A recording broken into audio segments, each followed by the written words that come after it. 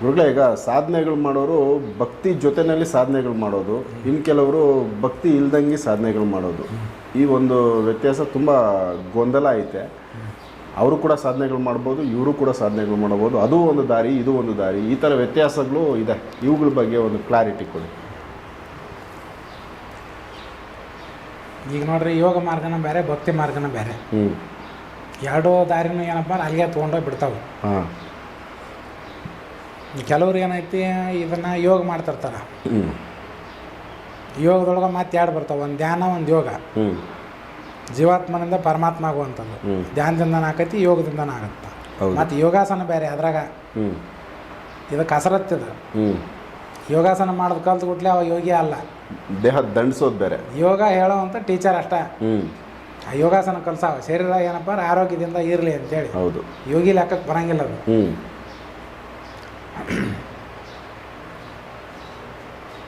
ಅಲ್ಲಿ ಕೆಲವ್ರು ಏನು ಮಾಡ್ತಾರೆ ಅಂದ್ರೆ ಯೋಗ ಸಾಧನೆ ಮಾಡ್ತಿರ್ತಾರೆ, ಭಕ್ತಿ ಮಾಡಂಗಿಲ್ಲ. ಅದೇನು ಅಂತಂದ್ರೆ ನಮಗೆ ಕುಂಡ್ಲಿನ ಜಾಗೃತಿ ಮಾಡುವಂಥ ದಾರಿ ಗೊತ್ತಾಗ್ಬಿಟ್ಟತ್ತೆ. ಇದು ಗೊತ್ತಾದ ಮ್ಯಾಗ ಇನ್ಯಾಕೆ ಯೋಗ ಮಾಡಿ ಇದನ್ನು ಪೂಜಾ ಪುನಸ್ಕಾರ ಮಾಡ್ಬೇಕು, ಅವೆಲ್ಲ ಕೆಳಗಿನ ಮಾರ್ಗ ಓಕೆ ಅಂತ ಹೇಳ್ತಾರೆ. ಇನ್ನು ಕೆಲವ್ರು ಏನು ಹೇಳ್ತಾರೆ ಅಂದ್ರೆ, ಈಗ ಪೂಜೆ ಮಾಡೋದಕ್ಕಿಂತ ಒಂದು 100 ಪಾಲು ಹೆಚ್ಚು ನಾಮಸ್ಮರಣೆ ಜಪ, ಅದಕ್ಕಿಂತ 100 ಪಾಲು ಹೆಚ್ಚು ತಪ, ಅದಕ್ಕಿಂತ 100 ಪಾಲು ಹೆಚ್ಚು ಧ್ಯಾನ, ಅದಕ್ಕಿಂತ 100 ಪಾಲು ಹೆಚ್ಚು ಯೋಗ, ಅದಕ್ಕಿಂತ 100 ಪಾಲು ಹೆಚ್ಚು ಯಾವುದಪ್ಪ ಅಂದ್ರೆ ಸಮಾಧಿ ಸ್ಥಿತಿ ಒಳಗೆ ಹೋಗಿ ಕುಂದ್ರೋದು ಅದು ಅಂತ ಹಿಂಗೆ ಗೊತ್ತಿರುತ್ತೆ ಅವ್ರಿಗೆ. ಕೆಲವೊಂದು ಪುಸ್ತಕದಾಗ ಓದಿರ್ತಾರೆ. ನಾವು ಅವ್ನು ಎಲ್ಲ ಹಂತ ದಾಟಿಕೊಂಡು ಬಂದು ನಾವು ಏನಪ್ಪ ಯೋಗ ಸಾಧನೆ ಮಾಡಕತ್ತೀವಿ, ಇನ್ನು ತಳಗಿಂದ ಯಾಕೆ ಕೈ ಹಾಕ್ಬೇಕು ಅಂತಂದ್ರೆ ಅಂತಾರ ಅವರು. ಅವ್ರಿಗೆ ಗೊತ್ತಿಲ್ಲ ಅದು ಏನಂತ. ಹೌದು, ಹಿಂದಿನ ಕಾಲದೊಳಗೆ ದೊಡ್ಡ ದೊಡ್ಡ ಋಷಿಮುನಿಗಳು ಯೋಗ ಸಾಧನೆ ಮಾಡ್ತಿದ್ರು. ಅವ್ರು ಮಾಡದೇ ಇರುವಂಥ ಯೋಗ ಎಂತೆಂಥವು ದೊಡ್ಡ ದೊಡ್ಡ ಯೋಗ. ಮತ್ತು ಅಷ್ಟೆಲ್ಲ ಯೋಗ ಸಾಧನೆ ಮಾಡೋರು ಸಹಿತ ಲಿಂಗ ಪೂಜೆ ಮಾಡ್ತಿದ್ರು ಅವರು. ಆದರೂ ಕೂಡ ಅಲ್ಲಿ ಬೇಕಾಗಿತ್ತು ಪೂಜೆ ಅಂತ, ಅವರ ಲಿಂಗ ಪೂಜೆ ಮಾಡ್ತಿದ್ರು. ಮತ್ತು ಅವ್ರಿಗೆ ನಾವು ಎತ್ತರ ಮಟ್ಟಕ್ಕೆ ಹೋಗಿ ಇದನ್ನು ಮಾಡಬಾರ್ದು ಅಂತಂದು ಮತ್ತು ಅನಿಸ್ಬೋದಿತ್ತಲ್ಲ. ಹೌದು, ಅವ್ರು ಹಂಗೆ ಮಾಡಿಲ್ಲ. ಹಂಗೆ ಮಾಡಿಲ್ಲ ಅವರು. ಈ ಕಡೆ ಲಿಂಗ ಪೂಜೆನ ಮಾಡ್ತಿದ್ರು, ಆ ಕಡೆ ಯೋಗ ಸಾಧನೆ ಮಾಡ್ತಿದ್ರು. ಎರಡು ನಡೀತಾ ಇದ್ವು ದೊಡ್ಡ ದೊಡ್ಡ ಋಷಿಮುನಿಗಳು. ಈಗ ಹೊಸದಾಗಿ ಈಗೇನು ಬಂದಾರ ಒಂದು 400-500 ವರ್ಷದಿಂದ ಇತ್ತಾಗ ಇವ್ರು ನಾವು ಯೋಗ ಸಾಧನೆ ಮಾಡಕತ್ತೀವಿ, ನಮ್ಮ ಕುಂಡ್ಲಿನ ಜಾಗೃತ ಆಗತೈತಿ, ಇನ್ನು ನಾವು ಪೂಜೆ ಯಾಕೆ ಮಾಡ್ಬೇಕು, ಕೆಳಗಿನ ಮಾರ್ಗ ಅದು, ಅಜ್ಞಾನಿಗಳು ಮಾಡುವಂಥ ಕೆಲಸ ಅದು ಅಂತ ಹೇಳ್ಕೊಂಡು ಬಾಯಿಗೆ ಬಂದಂಗೆ ಮಾತಾಡ್ಕೊಂಡು ತಿರುಗ್ತಾರೆ. ಅಂದ್ರೆ ಹಿಂದಿನ ಋಷಿಮುನಿಗಳಿಗಿಂತ ಇವ್ರು ದೊಡ್ಡ ಜ್ಞಾನಿಗಳನ್ನ ಇವ್ರು ಇಲ್ಲ ಇಲ್ಲ ಅವರಷ್ಟು ಜ್ಞಾನ ಅಂತ ಇವ್ರು ತಲೆಯಾಗ ಮೊದಲ ಇಲ್ಲ. ಅದನ್ನು ಅವ್ರು ಮಾಡ್ತಿದ್ರು ಅಂದ್ರೆ ಅದಕ್ಕೊಂದು ಕಾರಣ ಐತಿ. ಹಿಂದೆ ಆಗಿ ಹೋದಂಥ ಋಷಿಮುನಿಗಳು, ಯೋಗಿಗಳು, ಸಿದ್ಧ ಪುರುಷರು ಏನದಲ್ಲ, ಅವರಷ್ಟು ಜ್ಞಾನ ಈ ಕಲಿಯುಗದಾಗ ಹುಟ್ಟಿದವ್ರಿಗೆ ಈಗಿನ ಜನ್ರೇಷನಿಗೆ ಇಲ್ಲ. ಅವರೆಲ್ಲ ಮೂರ್ಖರಲ್ಲ ಅವರು. ಹೌದು, ಯುಗಾಂತರದಿಂದ ಅದನ್ನು ಮಾಡ್ಕೊಂಬಂದಾರ ಅವರು. ಇದನ್ನು ಈ ಟೈಪ್ ಮಾತಾಡಿ ಹಾಳಾಗಿ ಹೋದವ್ರ ಹೆಸರನ್ನ ಇಲ್ಲೇ ಏನಪ್ಪ ಉದಾಹರಣೆ ಕೊಡ್ತೇನೆ. ಈ ಟೈಪ್ ಮಾತಾಡಿ ಹಾಳಾಗಿ ಹೋದವ್ರದ್ದು ಉದಾಹರಣೆ ಕೊಡ್ತೇನೆ. ಓಕೆ. ಯೋಗ ಅಂತಂದ್ರೆ ಅದೊಂದು ದೊಡ್ಡ ಸಾಮ್ರಾಜ್ಯ, ಅದು ಯೋಗ ಸಾಮ್ರಾಜ್ಯ. ಆ ಸಾಮ್ರಾಜ್ಯದ ಮೇಲೆ ದಾಳಿ ಮಾಡಿ ಅದನ್ನು ನಮ್ಮ ಕೈವಶ ಮಾಡ್ಕೊಂಡ ಅಂತಂದ್ರೆ ಯೋಗಿಯಾಗಿ ಅಲ್ಲಿ ಆ ಒಂದು ಸಿಂಹಾಸನ ಇರುತ್ತೆ ಅಲ್ಲಿ, ಎಲ್ಲಿ ನೆತ್ತಿ ಮೇಲೆ ಸಹಸ್ರಾರು ಚಕ್ರದಾಗ ಒಂದು ಸಿಂಹಾಸನ ಇರುತ್ತೆ. ಆ ಸಿಂಹಾಸನದಾಗ ಅವನು ವಿರಾಜಮಾನ ಆದ ಅಂತಂದ್ರೆ ಅವ ಹೇಳಿದಂಗೆ ಇಡೀ ಜಗತ್ತು ಕೇಳುತ್ತ. ಒಬ್ಬ ಮನುಷ್ಯ ಹೇಳಿದಂಗೆ ಜಗತ್ತು ಕೇಳ್ತೈತಿ ಅಂತಂದ್ರೆ ಅವ ಏನೈತಿ ತನ್ನ ಮನಸ್ಸು ಗೆದ್ದಿರ್ತಾನವ, ಅಥವಾ ಹಿಂದಿನ ಜನ್ಮ ಆದ್ರೂ ಮನಸ್ಸು ಗೆದ್ದಿರ್ತಾನ. ಅದು ಹೆಂಗಂದ್ರೆ ಈ ರಾಜಕಾರಣಿಗಳಿರ್ತಾರ, ಇವ್ರು ಹೇಳಿದಂಗೆ ಎಲ್ಲ ರಾಜ್ಯದಾಗಿರೋ ಎಲ್ಲ ಜನ ಕೇಳ್ತಾವೆ. ಸ್ವಲ್ಪ ಕೇಳುತ್ತಾ, ಸ್ವಲ್ಪ ಕೇಳಲ್ಲ, ಸ್ವಲ್ಪ ಕೇಳುತ್ತಾ, ಸ್ವಲ್ಪ ಕೇಳಂಗಿಲ್ಲ. ಹಿಂಗೆ ಇರ್ತಿರ್ಬೇಕಾದ್ರೆ ಅದು ಯಾಕೆ ಹಂಗೆ ನಡೀತೈತಿ ಅಂದ್ರೆ ಅವ ಪೂರ್ವ ಜನ್ಮದೊಳಗೆ ಏನೋ ಒಂದು ಧ್ಯಾನ, ಯೋಗ ಏನೋ ಸಾಧನೆ ಮಾಡಿರ್ತಾನ, ಮನಸ್ಸಿನ ಕೂಡ ಹೋರಾಟ ಮಾಡಿರ್ತಾನವ. ಸ್ವಲ್ಪ ಮಟ್ಟಿಗೆ ಆ ಮನಸ್ಸಿನ ಮ್ಯಾಗ ಜಯನೂ ಸಾಧಿಸಿರ್ತಾನೆ. ಆದರೆ ಎತ್ತರ ಮಟ್ಟಕ್ಕೆ ಹೋಗಿರಂಗಿಲ್ಲ ಅಂತ ಸತ್ಕರ್ಮನ ಮಾಡಿರ್ತಾನೆ, ಪುಣ್ಯಕರ್ಮ. ಈ ಜನ್ಮದೊಳಗೆ ಅವ ಏನಪ್ಪ ಮಿನಿಸ್ಟರ್ ಆಗುವಂಥ ಯೋಗ ಇರ್ತೈತಿ. ಮಿನಿಸ್ಟರ್ ಆಗುವಂಥ ಯೋಗ ಅಂದ್ರೆ ಹಿಂದಿನ ಪೂರ್ವ ಪುಣ್ಯದ ಫಲ ಅದು. ಅವ ಹಿಂದಿನ ಜನ್ಮದಾಗ ಮನಸ್ಸನ್ನು ಕೂಡ ಹೋರಾಟ ಮಾಡಿ ಸ್ವಲ್ಪ ಅದನ್ನು ವಶ ಮಾಡ್ಕೊಳ್ಳೋಕೆ ಪ್ರಯತ್ನ ಮಾಡಿರ್ತಾನಲ್ಲ, ಅವ ಎಷ್ಟು ಪ್ರಮಾಣದೊಳಗೆ ಮನಸ್ಸು ವಶ ಮಾಡ್ಕೊಂಡಿರ್ತಾನೆ ಅಷ್ಟು ಪ್ರಮಾಣದಾಗ ಜನ ಅವನ ಮಾತು ಕೇಳುತ್ತಾ. ಎಷ್ಟು ಅದನ್ನು ಲೂಸ್ ಬಿಟ್ಟಿರ್ತಾನೆ ಅಷ್ಟು ಪ್ರಮಾಣದಾಗ ಜನ ಅವ ಹೇಳಿದ್ದನ್ನು ಕಿಮ್ಮತ್ತು ಮಾಡಂಗಿಲ್ಲ. ಅದಕ್ಕೆ ಮೊದಲು ನಾವು ಜಗತ್ತನ್ನು ನಾವು ಹೇಳಿದಂಗೆ ಕೇಳ್ಕೊಳ್ಳುವಂಗೆ ಮಾಡ್ಕೋಬೇಕು ಅಂತಂದರೆ ಮೊದಲು ನಮ್ಮ ಮನಸ್ಸು ನಾವು ಹೇಳಿದಂಗೆ ಕೇಳ್ಕೊಳ್ಳುವಂಗೆ ಮಾಡಿಕೊಂಡಾಗ ಹೊರಗಡೆ ಇರುವಂಥ ಜಗತ್ತು ನಾವು ಹೇಳಿದಂಗೆ ಕೇಳುತ್ತೆ. ಓಕೆ, ಮನಸ್ಸನ್ನು ಎತ್ತಬೇಕಂತ ಕರಿಬಿಟ್ಟು ಇದು ಒಟ್ಟು ನಾ ಹೇಳಿದಂಗೆ ಕೇಳಿ ಅಂತಂದು ಮಾಡ್ರ ಅಂತಂದ್ರೆ ಅದು ಲಾಸ್ಟಿಗೆ ಒಂದಿನ ಎಲ್ಲಿಗೆ ಬರ್ತೈತಿ ಅಂತಂದ್ರೆ ಎಲ್ಲರ ಕಡೆಯಿಂದ ನಿಂದ ಮಾಡಿಸ್ಕೊಳ್ಳೋ ಸ್ಥಿತಿ ಬರುತ್ತಾ, ಚೀತ್ವ ಅಂತಾರೆ. ಸ್ವಾಮಿ ವಿವೇಕಾನಂದ್ರ ಹೇಳ್ಯಾರದನ್ನು. ಈಗ ಸದ್ಯ ಜಗತ್ತು ಗೆಲ್ಬೇಕು, ನಾವು ಹೇಳಿದಂಗೆ ಅದು ಕೇಳಬೇಕು ಅಂತಂದ್ರೆ ಮೊದಲ ನಮ್ಮ ಮನಸ್ಸು ನಾವು ಕಟ್ಟೋದು ಕಲಿಬೇಕು. ಇದನ್ನು ಕಟ್ಟೋದಕ್ಕೆ ಸಾಧನ ಅಂತಾರೆ. ಅದನ್ನು ಮಾಡಿದಾಗ ಜನರಿಗೆ ನಾವು ಹೇಳಿದ್ದು ಕೇಳ್ರಿ ಅಂತ ಹೇಳೋದು ಬೇಕಾಗಿಲ್ಲ, ಅವರ ಬರ್ತಾರೆ ಕೇಳಕ್ಕೆ, ಕೇಳ್ತಾರೆ. ಮತ್ತಿನ್ನು ಇನ್ನೊಂದು ಹಿಂಗೂ ಬರುತ್ತೆ. ಈ ರಾಜಕಾರಣಿಗಳು ಹಿಂದಿನ ಜನ್ಮದಾಗ ಸ್ವಲ್ಪ ಮಾಡಿರ್ತಾರೆ, ಅದಕ್ಕೆ ಅವ್ರದ್ದು ಎಷ್ಟು ನಡೀತಿರುತ್ತೆ. ಇಲ್ಲ ಅಂದ್ರೆ ಹಂಗೆ ನಡೆಯಲ್ಲ ಅದು. ಮತ್ತು ಈಗ ಒಬ್ಬ ವಿಜ್ಞಾನಿ ಅದಾನ ಅಂತಂದ್ರೆ ಅವ ಪೂರ್ವ ಜನ್ಮದೊಳಗೆ ಒಬ್ಬ ಯೋಗಿನ ಇರ್ತಾನೆ. ಅವ ವಿಜ್ಞಾನಮಯ ಕೋಶದ ತನಕ ಬಂದು ಅವ್ನ ಸಾಧನೆ ನಿಂತಿತ್ತಂದ್ರೆ ಅವ ಈ ಜನ್ಮದೊಳಗೆ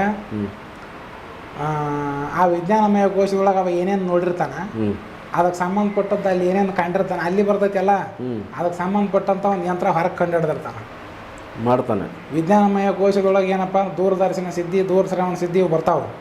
ಅದ್ರ ತಳಗಿನ ಕೋಶದಾಗ ಬರೋ ಸಿದ್ಧಿ ಬೇರೆ, ಅದರ ತಳಗಿನ ಕೋಶದಾಗ ಬರೋ ಸಿದ್ಧಿ ಬೇರೆ, ಅದ್ರ ಮೇಲೆ ಬರೋ ಸಿದ್ಧಿ ಬೇರೆ. ವಿಜ್ಞಾನಮಯ ಕೋಶದೊಳಗೆ ಬರುವಂಥ ಸಿದ್ಧಿಗಳು ಏನೇನದವ, ಅದು ಹೆಂಗೆ ಉತ್ಪತ್ತಿ ಆಯ್ತು, ಎಲ್ಲಿಂದ ಬಂತು ಅದನ್ನು ನೋಡ್ತಾನೆ. ನೋಡಿ ಅದನ್ನು ಗುರ್ತಿಡೋದು, ಅದನ್ನು ಪ್ರಕಟ ಮಾಡ್ತಾನೆ ಹೊರಗಡೆ. ಅದ ಮೊಬೈಲ್ ಆಯ್ತು. ಓಕೆ, ಮತ್ತು ಕೆಲವೊಂದು ಟಿ ವಿಗಳಾದವು. ಹೌದು, ಒಳಗಿರೋದ ಹೊರಗೆ ಇಟ್ಟ ತೆಗೆದು ವಿಜ್ಞಾನಿ ಯಂತ್ರದ ಮುಖಾಂತರ ಬದಲಾಯಿಸಿ ತೋರಿಸ್ದ. ತೋರಿಸ್ಬಿಟ್ಟ. ಮತ್ತೆ ಏನೈತಿ, ಡಾಕ್ಟರ್ ಇರ್ತಾರ, ಅಲೋಪತಿ ಡಾಕ್ಟರ್, ಅವ್ರದ್ದು ವ್ಯಾಪ್ತಿ ಅನ್ನಮಯ ಕೋಶ ಎಲ್ಲಿ ತನ ಐತೆ ಅಲ್ಲಿ ತನ ಮಾತ್ರ ಇರುತ್ತೆ. ಅನ್ನಮಯ ಕೋಶದ ಆಟ ಮುಂದೆ ಪ್ರಾಣಮಯ ಕೋಶದೊಳಗೆ ಏನು ನಡೀತಾವ ಅವ್ರಿಗೆ ಗೊತ್ತಾಗಲ್ಲ. ಅದೆಲ್ಲ ಅವ್ರು ಏನಂತಾರ ಅಂದ್ರೆ ನಂಬಲ್ಲ, ಅವರು ನಂಬೋದಿಲ್ಲ. ಯಾಕಂದ್ರೆ ಅವನ ಬುದ್ಧಿ ಆಟ ಇರ್ತೈತಿ, ಸ್ಕ್ಯಾನಿಂಗಲ್ಲಿ ಸಿಗಲ್ಲ ಅದು ಅಷ್ಟ ಇರುತ್ತೆ, ಅದು ಅಷ್ಟ ಗೊತ್ತಿರುತ್ತಾವ. ಇನ್ನು ಮನೋಮಯ ಕೋಶದ ತನಕ ಹೋದಂಥ ವ್ಯಕ್ತಿ ಅಲ್ಲಿವರೆಗೂ ಏನು ನಡೀತಾವ ಅಷ್ಟು ಅವ್ರಿಗೆ ಗೊತ್ತಾಕ್ಕವ. ಹಂಗತೆ ಅವ್ರು ಒಂದೊಂದು ಕೋಶದ ಮೇಲೆ ಜಯ ಸಾಧಿಸಿದಾಗ ಆ ಕೋಶಕ್ಕೆ ಸಂಬಂಧಪಟ್ಟಂಥ ಸಂಪೂರ್ಣ ವಿವರ ಅವ್ರಿಗೆ ಗೊತ್ತಿರುತ್ತೆ. ಹಿಂದಿನ ಜನ್ಮ ಆದರೂ ಅವ್ರು ಮಾಡಿರಲಿ, ಇದೇ ಜನ್ಮ ಆದರೂ ಮಾಡಿರಲಿ, ಸಂಪೂರ್ಣ ಮಾಹಿತಿ ಅವ್ರಿಗೆ ಗೊತ್ತಿರುತ್ತೆ. ಓಕೆ, ಹಿಂದಿನ ಜನ್ಮ ಮಾಡಿದ್ರಪ್ಪ ಅಂದ್ರೆ ಆಟೋಮೆಟಿಕ್ ತಾನಾಗ ಗೊತ್ತಾಗಕತ್ತವು ಕೆಲವೊಂದು ವಿಚಾರ. ಈಗ ಎಲ್ಲೇ ಕುಂತಾಗ ಯಾರು ಹೇಳಿರೋದಿಲ್ಲ, ತನ್ನಷ್ಟಕ್ಕೆ ತಾನೇ ಕೆಲವೊಂದು ಗೊತ್ತಾಕವು. ಅದನ್ನ ಹುಡುಕಿ ನೋಡಿದ್ರೆ ಅವು ಕರೆಕ್ಟ್ ಇರ್ತಾವೆ. ಹೌದು, ಅದು ಹಂಗ್ಯಾಕ ಅಂದ್ರೆ ಅವು ಹಿಂದಿನ ಜನ್ಮ ಅದನ್ನು ಮಾಡ್ಯಾನ, ಅದಕ್ಕೆ ಅವು ಪ್ರಕೃತಿ ಮೂಲಕವಾಗಿ ತಾನೇ ತಿಳಿತಾವೆ. ಇದು ಆಗಿ ಎಲ್ಲೇ ಬಿಟ್ಟಿದ್ದು ನಾನು ಹೇಳಕ್ಕೆ. ಅದೇ ನೀವು ಹೇಳಿದ್ದು ಪೂಜೆಗಳು ಮಾಡಿ ಯೋಗ ಮಾಡೋದು ಇನ್ನೂ ಹಿಂದಾತು. ಅದಕ್ಕೆ ನನ್ನ ನಂತರ ಒಂದು ಐತಿ ಹೇಳ್ತೇನೆ, ನೆನಪಾತು. ಆ ಸಾಧನೆ ಒಳಗೆ ತಮ್ಮ ಮನಸ್ಸು ತಾವು ಏನು ಮಾಡಿರ್ತಾರೆ, ಗೆದ್ದಿರ್ತಾರೆ. ಅವರು ಭಕ್ತಿ ಮಾರ್ಗದಿಂದನೂ ಗೆದ್ದಿರ್ತಾರೆ, ಭಕ್ತಿ ಮಾರ್ಗದಿಂದ ಅವನ್ನ ಗೆದ್ದಿರ್ತಾರೆ ಬಿಡ. ಮತ್ತು ಮನಸ್ಸು ಹಿಡ್ಕೊಂಡಲ್ಲ ಅವ್ನು ಗೆಲ್ಲೋದು, ಮನಸ್ಸು ಡೀಲ ಬಿಟ್ಕೊಟ್ಟು ಅವ್ನು ಗೆಲ್ಲಕ್ಕಾಗೋದಿಲ್ಲ. ಹೌದು, ಅವನು ಯಾವುದೋ ಒಂದು ಮಾರ್ಗದಿಂದ ಮನಸ್ಸನ್ನು ಕಟ್ಟಿರ್ತಾನೆ. ಆ ಕಟ್ಟಿದ ಕಾರಣದಿಂದ ಇಲ್ಲಿ ಏನಾಕೈತಿ ಅಂದ್ರೆ ಹೊರ ಜಗತ್ತಿನೊಳಗೆ ಅದು ಪ್ರಕಟವಾಗಿ ಕಾಣುತ್ತೆ. ಹೌದು, ಈಗ ಸತತವಾಗಿ 12 ವರ್ಷದ ತನಕ ನಾವು ಸುಳ್ಳು ಹೇಳದಂಗೆ ಸತ್ಯನ ಹೇಳ್ಯಾವ. ಯಾವ ಜಪ ಮಾಡೋದು ಬೇಡ, ತಪ ಮಾಡೋದು ಬೇಡ, ಯೋಗ ಮಾಡೋದು ಬೇಡ, ಧ್ಯಾನ ಮಾಡೋದು ಬೇಡ, ಏನು ಮಾಡೋದು ಬೇಡ, ಒಟ್ಟು ಕರೆ ಹೇಳ್ಬೇಕು, ಸತ್ಯ ಹೇಳಿದ್ರೆ ಸಾಕು. ಸಾಕು. ಇದನ್ನು 12 ವರ್ಷ ಪಾಲನೆ ಮಾಡಿದ ಅಂದ್ರೆ 12 ವರ್ಷ ಮುಗಿದ ಮ್ಯಾಗ ಅವ ಏನು ಹೇಳ್ತಾನೆ ಅವೆಲ್ಲ ಸತ್ಯನ ಹಾಕವು. ಓಕೆ, ಇದು ಸಿದ್ಧಿ ಆಗಿಬಿಡುತ್ತೆ, ಸಿದ್ಧಿ ತಾನೇ ಆಗಿಬಿಡುತ್ತದ. ಅಂದ್ರೆ ಅವನೊಂದು ಸಿದ್ಧಿ ಮಾಡ್ಕೊಂಡಂಗೆ ಒಂದು ಸಾಧನೆ ಮಾಡ್ಕೊಂಡಂಗೆ ಆಯ್ತಲ್ಲ. 12 ವರ್ಷದ ಒಂದು ಸಾಧನೆನೇ ಆಯ್ತು ಆತದ. ಇನ್ನೂ ಒಂದು ಅಹಿಂಸೆ ಅಂತ ಬರ್ತೈತಿ, ಅಷ್ಟಾಂಗ ಯೋಗದೊಳಗೆ ಬರುವಂಥ ಒಂದು ವಿಧಿವಿಧಾನ ಹೇಳಕತ್ತೀನಿ. ಅಹಿಂಸೆ ಅಂತ ಬರ್ತಾ ಅವ್ನು ಸತತವಾಗಿ 12 ವರ್ಷದವರೆಗೂ ಇನ್ನೊಬ್ಬರಿಗೆ ಮನಸ್ಸಿನಿಂದ ಆಗಲಿ, ಮಾತಿನಿಂದ ಆಗಲಿ, ಅಥವಾ ಶರೀರದಿಂದ ಆಗಲಿ ಹಿಂಸೆ ಕೊಟ್ಟಿರಲಿಲ್ಲ ಅಂದ್ರೆ ಅವನು 12 ವರ್ಷ ಮುಗಿದ್ರಾಗ ಅವನಿಗೆ ಅಹಿಂಸೆ ವ್ರತ ಸಂಪೂರ್ಣ ಸಿದ್ಧಿ ಆಗಿಬಿಡುತ್ತೆ. ಅವನ ಸಮೀಪ ಯಾವುದೋ ಕ್ರೂರ ಪ್ರಾಣಿ ಬಂದರೂ ಸಹಿತ ಅವನು ಏನು ಮಾಡಲ್ಲ, ಅದು ಶಾಂತ ಆಗಿಬಿಡುತ್ತೆ.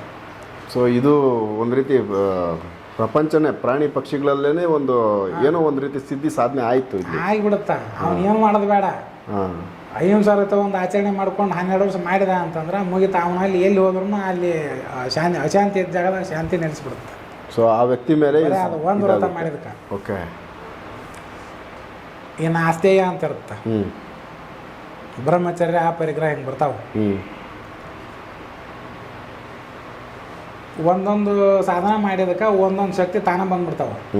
ವಿಶೇಷವಾಗಿ ಅದನ್ನು ಏನಪ್ಪ ಅಂದ್ರೆ ಉಳ್ದೋದು ಮತ್ತೊಂದು ಮಾಡುವಂಥದ್ದು ಏನೈತಿ ಅದ್ರ ಅವಶ್ಯಕತೆ ಬೀಳಂಗಿಲ್ಲ. ಒಂದು ಹಿಡ್ಕೊಂಡು 12 ವರ್ಷ ಪೂರ ಮುಗಿಸಿದ್ರೆ ಅದು ಸಿದ್ಧಿ ಆಗಿಬಿಡುತ್ತೆ ಅವ್ರಿಗೆ. ಮತ್ತು ಯೋಗಿ ಏನಿರ್ತೈತಲ್ಲ ಆ ಎಲ್ಲ ಅಂಗಗಳನ್ನು ಪರಿಪೂರ್ಣ ಮಾಡ್ಕೊಂಡು 12 ವರ್ಷ ಮುಗಿಸಿರ್ತಾನವ. ಮತ್ತು ಅವನಲ್ಲಿ ಎಷ್ಟು ಶಕ್ತಿ ಇರುತ್ತೆ, ಒಂದೊಂದು ಭಾಗಕ್ಕೆ ಇಷ್ಟಿಷ್ಟು ಶಕ್ತಿ ಐತೆ ಅಂದ್ರೆ ಹೌದು ಅವನು ಇವ್ನು ನಾವು ಏನು ಬರ್ತಾವಲ್ಲ ಸತ್ಯ ಅಹಿಂಸೆ ಬ್ರಹ್ಮಚರ್ಯ ಪರಿಗ್ರಹ ಇವೆಲ್ಲ ಏನು ಬರ್ತಾವ ಯಮ ನಿಯಮ ಮುಂದೆ ಪ್ರಾಣಾಯಾಮ ಪ್ರತ್ಯಾಹಾರ ಅಷ್ಟು 8 ಭಾಗನು ಪೂರ ಮುಗಿಸಿರ್ತಾನ ಅಂದ್ಮ್ಯಾಗ ಅವನಲ್ಲಿ ಶಕ್ತಿ ಹೆಂಗಿರುತ್ತೆ. ಹೌದು, ಅದನ್ನ ಲೆಕ್ಕ ಹಾಕಕ್ಕೆ ಆಗೋದಿಲ್ಲ. ಇನ್ನೂ ಹೆಚ್ಚಿನ ಮಟ್ಟದ್ದು ಹಿಂಗಿರ್ತಿರ್ಬೇಕಾದ್ರೆ ಇವು ಒಂದೊಂದು ಸಣ್ಣ ವ್ರತ ಇವು. ಈ ವ್ರತ ಮಾಡಿದ ಮನುಷ್ಯಾಗ ಇಟ್ಟು ತಾಕತ್ತಿರ್ತೈತಿ. ಅಂದಮೇಲೆ ಈ ಮನಸ್ಸು ಗೆಲ್ಲುವಂಥದ್ದು ಐತಲ್ಲ ಇದು ಒಂದು ಸಾಧನ. ಇದನ್ನು ಗೆದ್ದಾಗ ಅದು ಹಂಗಾಗತ್ತೆ, ಆಟೋಮೆಟಿಕ್ ಆಗಿಬಿಡುತ್ತೆ, ಎಲ್ಲ ಆಕತ್ತೆ. ಅದನ್ನು ಗೆದ್ದಿಲ್ಲ ಅಂದಾಗ ಏನೂ ಆಗೋದಿಲ್ಲ. ಇವಾಗ MLA ಅದನ್ನು ಹೇಳಿದಂಗೆ ನಡೆಯೋಕೈತೆ ಅಂದ್ರೆ ಹಿಂದಿನ ಜನ ಸ್ವಲ್ಪ ಹೋರಾಟ ಮಾಡಿರ್ತಾನೆ ಅದನ್ನು ಗೆಲ್ಲೋದಕ್ಕಾಗಿ. ಅದಕ್ಕೆ ಅಷ್ಟು ಮಂದಿ ಅವ ಬಂದು ಒಂದು ಹುಟ್ಟನ MLA ಸಾಹೇಬ್ರು ಬಂದ್ರು ಅಂತೇಳಿ ಹಾರ ತುರ ಹಿಡ್ಕೊಂಡು ನಿಂದಿರ್ತಾರೆ. ಹೌದು, ಊರಾಗ ನಿಂತಿರ್ತಾರಲ್ಲ. ಹೌದು, ಅದು ಎದಕ್ಕೆ ಅಂದ್ರೆ ಆ ಮನುಷ್ಯನಿಗೆ ಹೋರಾಟ ಮಾಡಿದ ಕಾರಣಕ್ಕೆ ಯಾವುದೋ ಒಂದು ಜನ್ಮದಲ್ಲಿ ಐತೆ ಅದು. ಹಿಂದಿನ ಜನ್ಮನ ಯಾವುದೋ ಒಂದು ಜನ್ಮನಕ್ಕೆ ಹಿಂದಿನ ಜನ್ಮನ ಈ ಜನ್ಮದಾಗ ಮನಸ್ಸು ಅವ ಡೀಲ ಬಿಟ್ಬಿಟ್ಟಾನ. ಏನು ಬೇಕಾದ್ರೂ ಮಾಡಕತ್ತೇನಿಲ್ಲ. ಹೌದು, ಮುಂದಿನ ಜನ್ಮದಾಗ ಈಗ ಮನುಷ್ಯನ ಗುಲಾಮ ಆಗ್ಯಾನ ಅಂದ್ರೆ ಬರೋ ಜನ್ಮದಾಗ ಜನರು ಯಾರು ಅವನ ಮಾತಿಗೆ ಮಾನ್ಯತೆ ಕೊಡಂಗಿಲ್ಲ, ಯಾರು ಏನು ಹೇಳಿದ್ರು ಕೇಳಂಗಿಲ್ಲ. ಇದನ್ನು ಯೋಗ ಸಿದ್ಧಾಂತ ಹೇಳುತ್ತೆ.